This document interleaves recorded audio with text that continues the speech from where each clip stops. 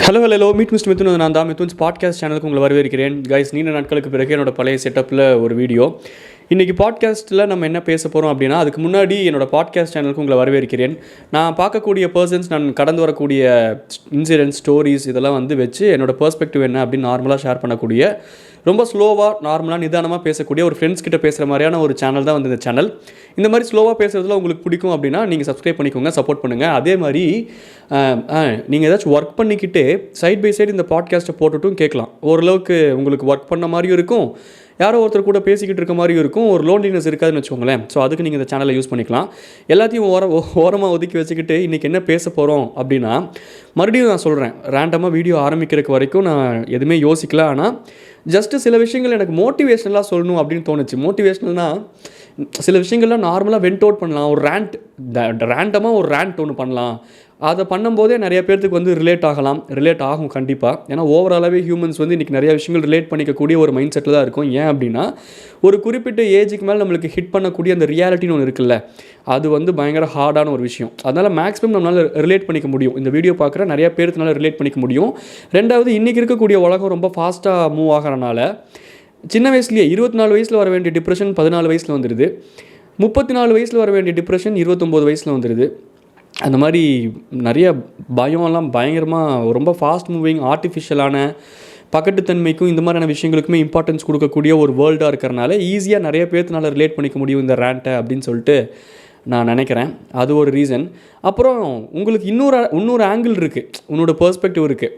சரி, எல்லாருமே இதை கோத்ரூ பண்ணுறாங்க போல், அவன் வாங்குகிற அடி அப்படி போல், அப்போ நம்மளும் வாங்குறது எல்லாம் இருக்கிறது தான், இது ஒரு இயல்பான விஷயந்தான், நமக்கு மட்டும் இது நடக்கிறது இல்லை அப்படிங்கிற அந்த ஒரு தாட்லேருந்து நீங்கள் வெளியே வந்துட்டீங்க அப்படின்னாலே நிறையா ப்ராப்ளம்ஸை கொஞ்சம் ஈஸியாக ஹேண்டில் பண்ணிடலாம். நம்ம அதை யோசிக்கிற விதம் தான். ஸோ அதனால் ஒரு ரேண்ட் ஒன்று பண்ணலாம் அப்படின்னு யோசித்தேன். ரேண்டமான ரேண்ட் தானே, என்ன பேசிட போகிறான், மொக்கையாக இருக்கும் அப்படின்னு நினைக்க வேண்டாம். வழக்கம் போல் வீடியோ மொக்கையாக தான் இருக்கும், அது வேறு விஷயம். ஃபுல்லாக கேட்குற மாதிரி ஏதாச்சும் ஒன்று இருக்கும். ஏன்னா எப்பயுமே இந்த சேனலோட எனக்கு பில்டான ஆடியன்ஸே ரொம்ப ஆர்கானிக்கான ஆடியன்ஸ். ஏன்னா ஸ்டார்டிங்லேருந்தே இந்த சேனலோட ஃப்ளேவர் இப்படி தான் இருந்திருக்கு. இந்த மாதிரி நார்மலாக யதார்த்தமாக நான் பேச போகிறேன், என்னோடய பாட்காஸ்ட்டில் என்னோடய ரேண்ட்லாம் நான் கொடுக்க போகிறேன் அப்படிங்கிற மாதிரி. ஸோ அந்த ஒரு ஜென்யூனான அந்த ஆடியன்ஸ், அதுக்கான ஆடியன்ஸ் இருக்கிறனால கொஞ்சம் நம்பிக்கையாக ரேண்ட் பண்ணலாம், மொக்கையாக இருக்காது அப்படின்னு சொல்லிட்டு நம்புகிறேன். அதனால் என்ன விஷயம் அப்படின்னு பார்த்தீங்கன்னா, ஓவராலாகவே இந்த வீடியோ நீங்கள் பார்த்துக்கிட்டு இருக்கீங்க அப்படின்னா 1-to-1 பர்சனல் நான் உங்ககிட்ட பேசுகிற மாதிரி நீங்கள் ஒன்று யோசிச்சு பார்த்தீங்கன்னா, உங்களுக்கும் சரி இப்போ எனக்கும் சரி பயங்கரமான டிப்ரெஷன் இருக்க தான் செய்யும். உங்களுக்கும் பயங்கர டிப்ரெஷன்லாம் இருக்குது தான், நான் இல்லைன்னு சொல்லலை. ஆனால் ஒவ்வொருத்தருக்கும் ஒவ்வொரு மனிதருக்கும் அவங்களோட ஷூஸ்லேருந்து பார்க்கும்போது அவங்க ஃபேஸ் பண்ணக்கூடிய அந்த சுச்சுவேஷன்ஸும் அவங்க வாழ்க்கையில் பண்ணக்கூடிய அந்த மைக்ரோ மேனேஜ்மெண்ட்ஸ் இருக்குல்ல, எல்லாமே இந்த பக்கம் ஹஸ்பண்டை பேலன்ஸ் பண்ணும், அப்பாவை பேலன்ஸ் பண்ணும், லைஃப்பை பேலன்ஸ் பண்ணும், கெரியரை பேலன்ஸ் பண்ணும், ஃபேமிலி லைஃப்பை பேலன்ஸ் பண்ணும், இந்த மாதிரியான குட்டி அந்த நுவான்சஸ் பொறுத்து, ரெண்டாவது நம்மளை சுற்றி இருக்கக்கூடிய மனிதர்கள் பொறுத்து அது நம்மளுக்கு எப்படி அமையுது அப்படிங்கிறது, நம்ம எப்படி ஒரு வைபை க்ரியேட் பண்ணுறோம், ரெண்டாவது நம்ம எதை டிசர்வ் பண்ணுறோம் அப்படிங்கிறது இந்த பிரபஞ்சமும் முடிவு பண்ணும். அட் த சேம் டைம் நம்மளும் என்ன இந்த பிரபஞ்சத்துக்கு கொடுக்குறோங்கிற ஒரு கேல்குலேஷன் இருக்குது. இந்த மாதிரியான கணக்கெல்லாம் பேஸ் பண்ணி நம்மளை சுற்றி சில மனிதர்கள் நம்மளுக்கு இருக்கிறாங்க. ஸோ ஒரு பர்டிகுலர் சுச்சுவேஷனில் ஒரு ஹியூமனை போடும்போது அங்கே இருக்கக்கூடிய மனிதர்களும் அந்த இம்பேக்ட்ஃபுல் மாறும், மனிதர்களை பொறுத்தும். இப்போ எனக்கு பக்கத்தில் நான் ரொம்ப ஹார்ட்ஷிப் கோத்ரூ பண்ணிகிட்டு இருக்கேன், எனக்கு பக்கத்தில் ஒரு நல்ல ஃப்ரெண்டு இருந்தான் அப்படின்னா கை கொடுத்து தூக்கி விடுவான். இப்போ நான் ரொம்ப ஹார்ட்ஷிப் கோத் பண்ணுற மாதிரியான ஒரு சுச்சுவேஷனுக்கு தள்ளப்படுறேன், அப்போ என் பக்கத்தில் கன்னிங்கான ஒரு ஃப்ரெண்டு இருந்தான் அப்படின்னா இதுதான் சாக்கு அப்படின்னு சொல்லிட்டு அங்கங்கே சில விஷயங்கள் நமக்கான பண்ணதான் செய்வான். ஆனால் நமக்கு தெரியாது அது. ஸோ இந்த மாதிரி ஒவ்வொரு பர்சனோட சுச்சுவேஷன்லேருந்து ஷூஸ்லேருந்து பார்த்தாலும் அவங்க ஃபேஸ் பண்ணுறது அவங்களுக்கு பெரிய டிப்ரெஷனாக தான் இருக்கும், அவங்களுக்கு அது பெரிய பிரச்சனையாக தான் இருக்கும். ஏன்னா அவங்களுக்கு தகுந்த மாதிரி அந்த விஷயங்கள் மாறலாம், அந்த பிரச்சனைகள் மாறலாம். இப்போது ஒரு கெரியராக இருக்கட்டும், இல்லை ஃபேமிலிக்கு ப்ரொவைட் பண்ணக்கூடிய விஷயங்களாக இருக்கட்டும், அதுதான் எனக்கு ஸ்ட்ரெஸ் அப்படின்னா அதுதான் இருக்கிறதுலே மிகப்பெரிய ஸ்ட்ரெஸ் அப்படின்னு சொல்லிட்டு நான் போய் பிராக் பண்ணக்கூடாது, நான் போய் வாதாடக்கூடாது, எனக்கு இருக்கிற ஸ்ட்ரெஸ் ஆண்டா இருக்கிறதுலே பெரிய ஸ்ட்ரெஸ்ன்ட்டு அப்படிலாம் சொல்ல முடியாது. ஏன்னா அவங்களோட சூழ்நிலையிலிருந்து பார்க்கும்போது இப்போ மற்ற மனிதர்களும் இருக்காங்கல்ல, இப்போ நீங்களே இருக்கீங்களே, உங்களோட ஸ்ட்ரெஸ் தான் உங்களுக்கு இருக்கிறதுல மிகப்பெரிய ஸ்ட்ரெஸ்ஸாக இருக்கும்.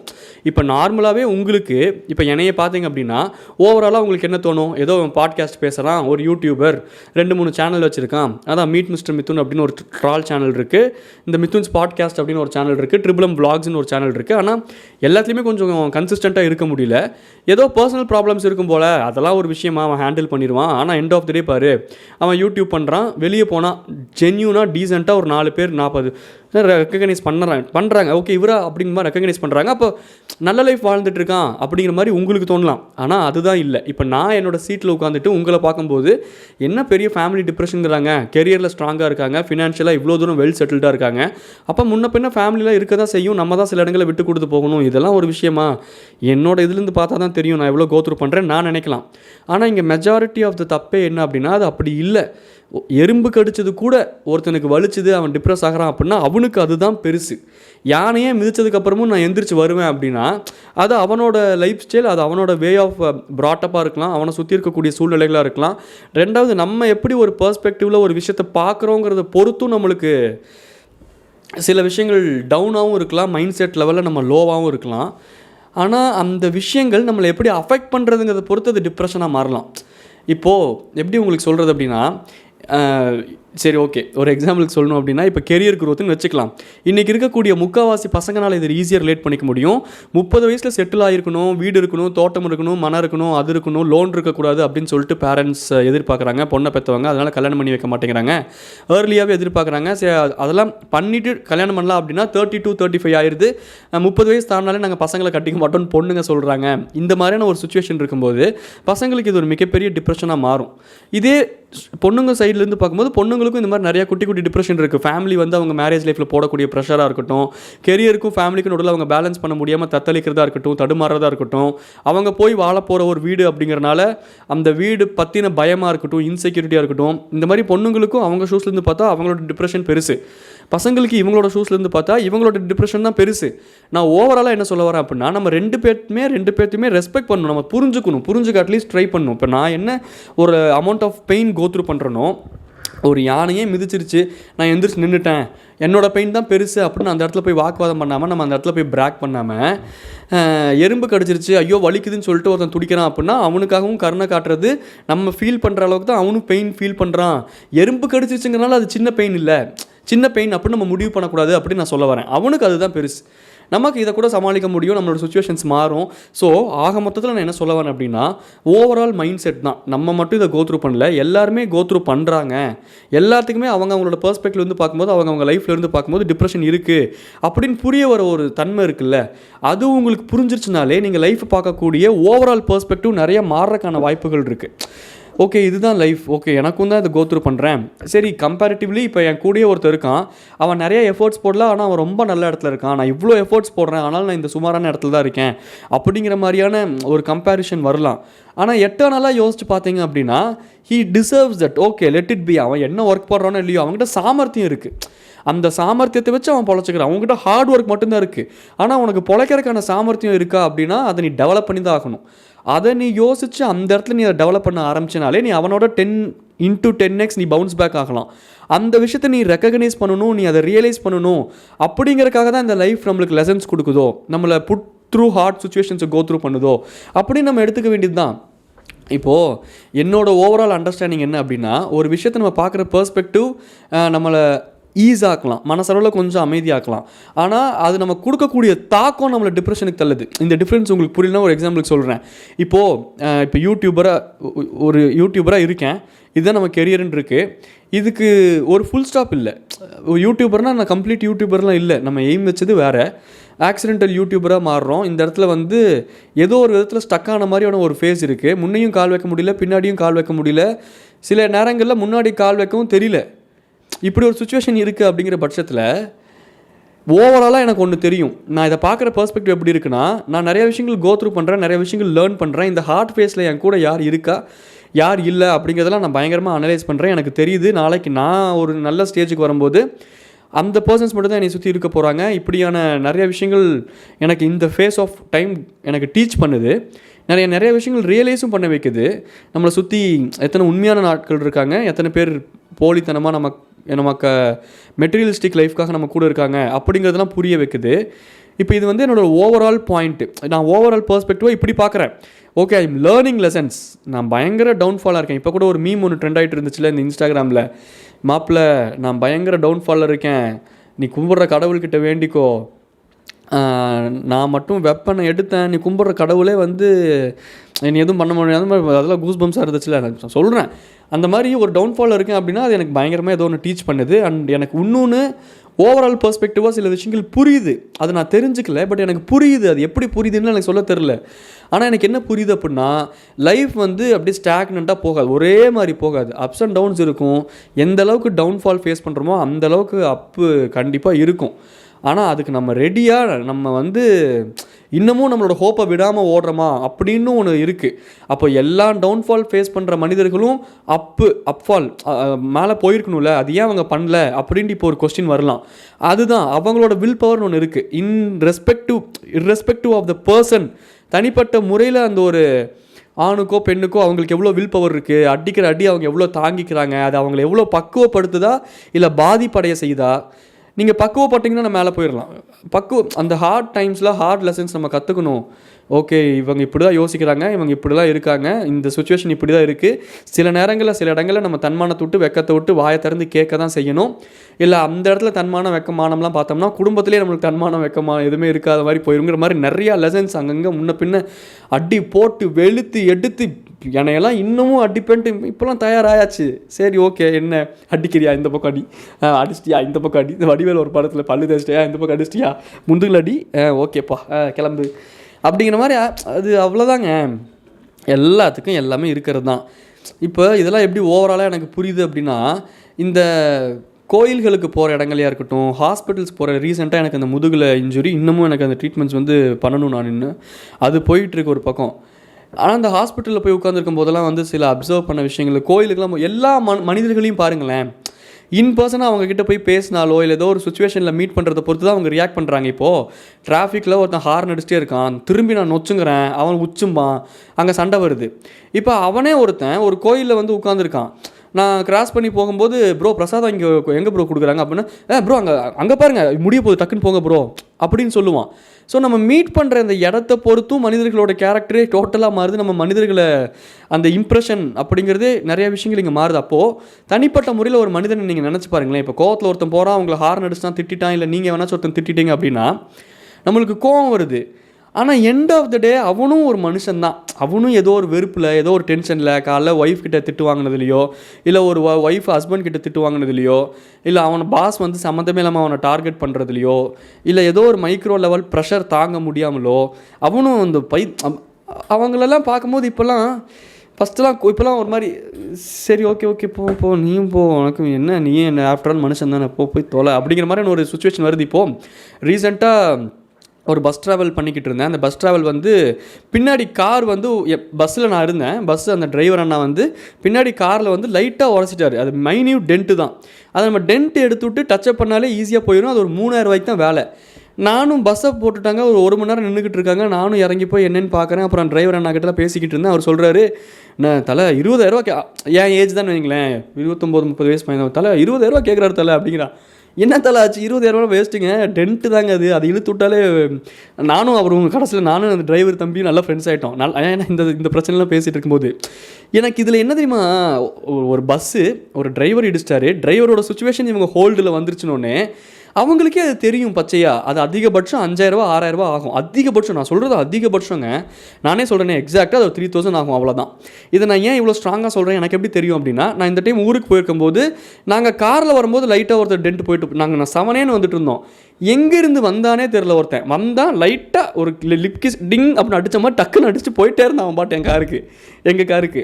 அப்போ நிப்பாட்டி நானும் எங்கள் அப்பாவும் பேசிகிட்டு இருக்கும்போது எல்லாம் கேல்குலேட் பண்ணி அவன் பயந்துட்டான். ஓகே 7,000 ரூபா 10,000 ரூபா போட்டுருவாங்களாட்டிருக்குன்ட்டு. எங்கள் அப்பா ப்ராப்பராக இந்த ஃபீல்டில் தான் இருக்கார், கார்ஸ் பற்றி அவருக்கு தெரியும். இது ஒரு 3,000 4,000 ஆகும் தம்பி, 3,000 கொடுங்க அப்படின்னு டக்குன்னு அமிச்சிட்டு கிளம்பிட்டான். அப்புறம் தான் காருக்குள்ளே உட்காந்து நாங்களே யோசிச்சுக்கிட்டு இருந்தோம். ஆனால் எங்கள் அப்பா அவ்வளோதான் அது ஆகும் அவ்வளோதான் அப்படின்னு சொல்லிட்டு முடிச்சிட்டாரு. இப்போ இந்த பஸ்ஸுக்கும் அதே தான். அந்த டென்ட்டை விட இது குட்டியாக இருந்துச்சு. அந்த இடத்துல அந்த டிரைவர்கிட்ட 20,000 ரூபா டிமாண்ட் பண்ணி, 20,000 ரூபா கொடுத்துட்டு நீ கிளம்பில, நீங்கள் வந்து கிளம்பு, சென்னைக்கு போக முடியாது, உள்ளுக்குள்ளே இருக்க பேசஞ்சர்ஸ் ஸ்ட்ரெஸ் பண்ணுவாங்க, வந்து அவங்க ஏதாச்சும் திட்டுனாங்க அப்படின்னா இதெல்லாம் சுச்சுவேஷன்ஸு. அந்த சுச்சுவேஷன்ஸை வச்சு இந்த மனிதர்கள் இப்படி ட்ராப் பண்ணி மனிதர்களே இப்படி ஒரு கேவலம். இப்போ அந்த கார்லேயுமே 2 லேடிஸ் இருக்காங்க, 2 ஜென்ட்ஸ் இருக்காங்க. அதில் ஒருத்தர் வயசானவர், ஒருத்தர் மீடியம் ஏஜுக்கும் கொஞ்சம் அபோவ் மீடியம் ஏஜ். எப்படி ஒரு தெரிஞ்சு எப்படி ஏமாத்துறதுக்கு மனசு தெரிஞ்சு, ப்ரோ 3000 to 5000 ஆகும், எனக்கு ஒரு 5000 பே பண்ணிட்டு போயிருங்க முன்ன பின்ன, ஆனால் நான் பார்த்துக்கிறேன், என்ன பண்ணுறது, இதுதானடா உசிதம், இதுதானே கரெக்டு, இல்லை எனக்கு புரியல. 20000 கேட்குறானுங்க. அப்புறம் கடைசியில் அந்த ஓனருக்கு கால் பண்ணி அது பெரிய பஞ்சாயத்து ஆகி 2 மணி நேரம் போட்டாங்க பஸ்ஸை. ஐயோ என்ன, அதான் இப்போ அந்த இன்சிடெண்ட்டை பார்க்கும்போது எனக்கு மனிதர்கள் மேலே கோவம்லாம் இப்போ வரமாட்டேங்குது. ஒரு மாதிரி வெறுப்புத்தன்மை அடைய ஆரம்பிச்சிட்டேன். மனிதர்களா ஓகே டிஸ்டன்ஸில் இருப்போன்ட்டு. ரீசெண்டாக ஒரு ரீல்ஸ் மீம் ஒன்று பார்த்தேன், ரொம்ப ரிலேட் ஆச்சு. வயசாக தான் ஏன் சில மனிதர்கள் இந்த மலை பிரதேசங்கள்லேயும் இல்லை கடல் அடிவாரத்துக்குள்ளேயும் இல்லை யாருக்கும் தெரியாமல் ஒரு தூரமாக ஒரு நிலத்தை வாங்கி போட்டு கொஞ்சம் அமைதியாக தனியாக வீடை கட்டி செட்டில் ஆகிடுறாங்க அப்படிங்கிறத புரிஞ்சுக்க முடியுது அப்படின்னு ஒரு மீம் பார்த்தேன். கரெக்டு. சின்ன வயசில் கார்லலாம் போகும்போது நானும் யோசிச்சிருக்கேங்க, என்னடா ஹில்ஸில் எங்கேயோ வீடு வாங்கி போட்டிருக்காங்க, நம்மளும் இந்த மாதிரி எங்கேயாச்சும் வீடு வாங்கி போடணும்.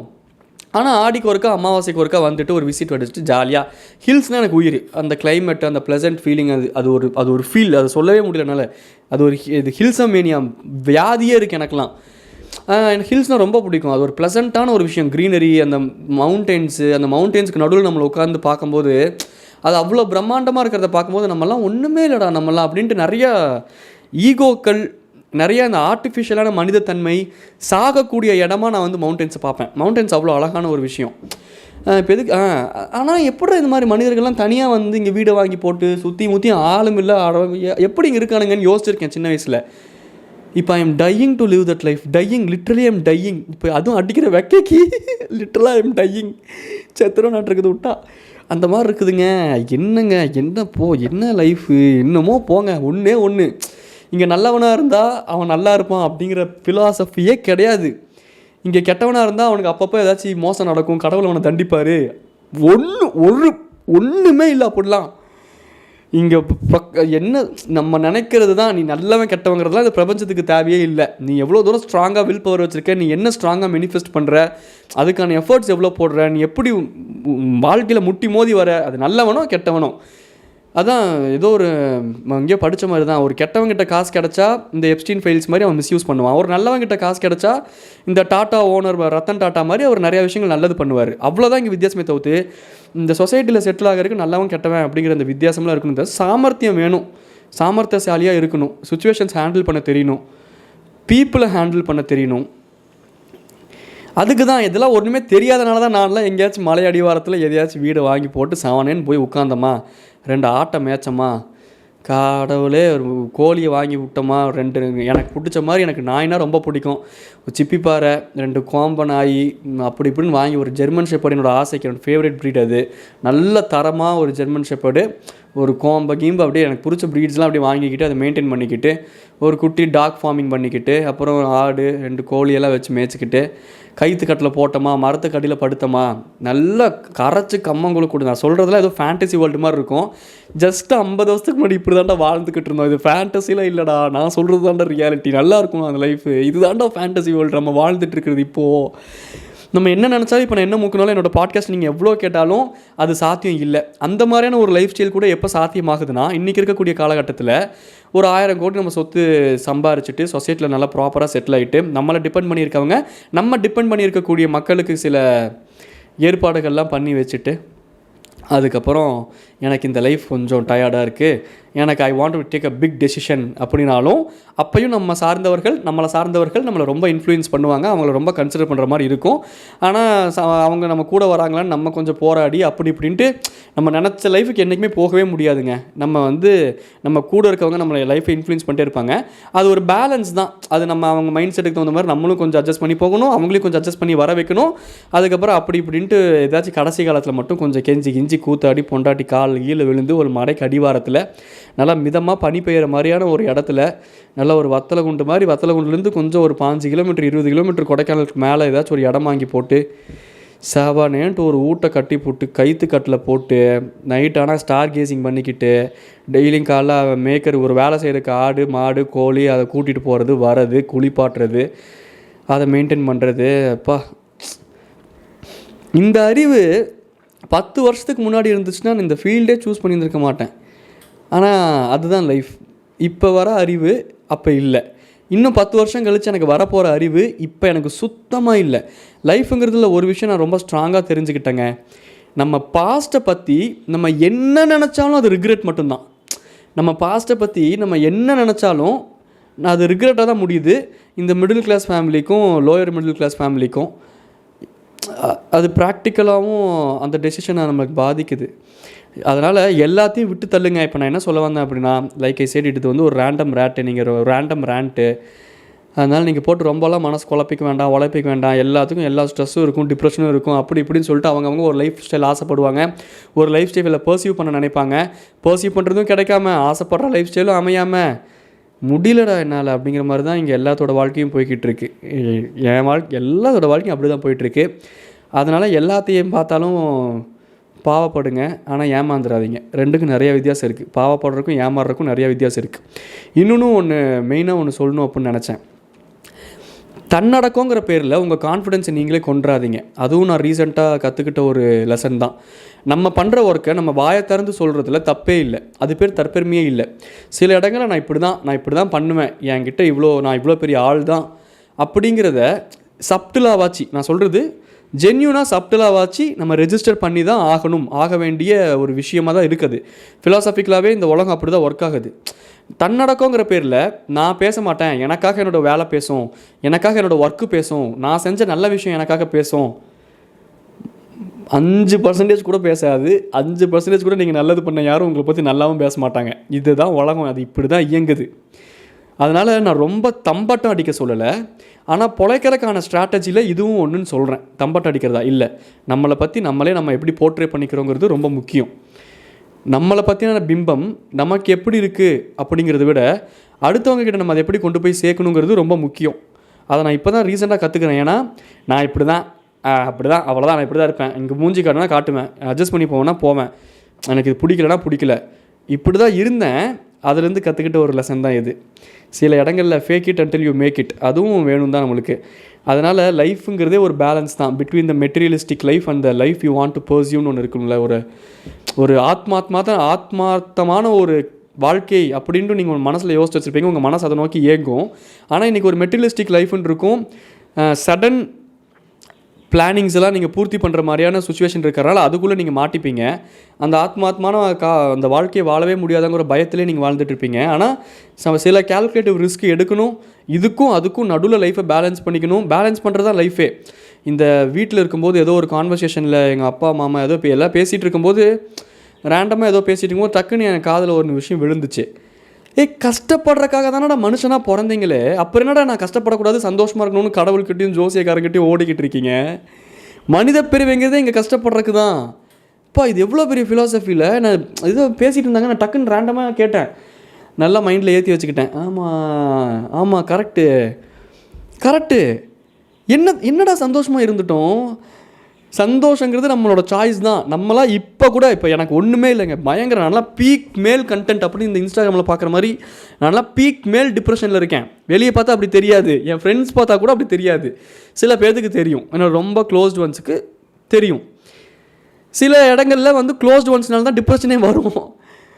அதனால் யாருமே அந்த ஒரு பீக் மேல் டிப்ரெஷனில் அதெல்லாம் சொல்கிறேன், எல்லாத்துக்கும் இருக்கும் தான். நான் வந்து என்னோடய எக்ஸாக்ரேட்லாம் பண்ண விரும்பல, ஏன்னா எல்லாத்துக்கும் இருக்குங்கிற பட்சத்தில் நான் மட்டும் என்ன எக்ஸாக்ரேட் பண்ணி வாழ போகிறேன். அப்படியே சிம்பத்தி வேண்டாம், ஒன்றும் வேண்டாம், எனக்கு நான் தான். அப்புறம் நம்மளோட first circle of close circles தான். அது அவ்வளோதான் லைஃபுங்கும்போது சரண்டர் ஆகிட்டு மூடிக்கிட்டு போக வேண்டியது தான். அவ்வளோதான், என்ன பண்ணுறது, அவ்வளோதான். என்னமோ இந்த ரேண்ட் முடிஞ்சது, புலம்பிண்டி, அவ்வளோதான். இன்றைக்கி நான் குஷியாயிருவேன். என் மனசுக்கெல்லாம் இங்கே இறக்கி வச்ச மாதிரி இருக்குது எனக்கு. உங்களுக்கும் இந்த ரேண்ட்டை கேட்டதுக்கப்புறம் எப்படி ஃபீல் ஆகுது அப்படிங்கிறத சொல்லுங்கள். ஓவராலாக ஒன்று சொல்லணும் அப்படின்னா, எல்லோரும் முன்ன பின்ன எல்லாம் அட்ஜஸ்ட் பண்ணி வாழ்வோம். என்ன இப்போது